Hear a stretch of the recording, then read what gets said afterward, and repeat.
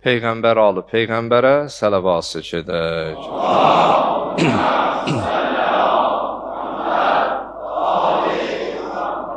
Allahın salamı olsun siz, əziz, dəyərli, möhtərəm, böyüklərimə, əzizlərimə, məscidin bütün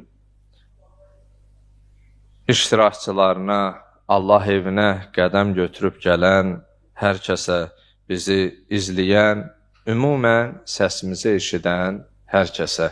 Allahdan diləyək etdiyimiz duaları, qıldığımız namazları, bu müqəddəs ayda Rəbbimiz üçün tutduğumuz orucları ali dərəcədə qəbul eləsin.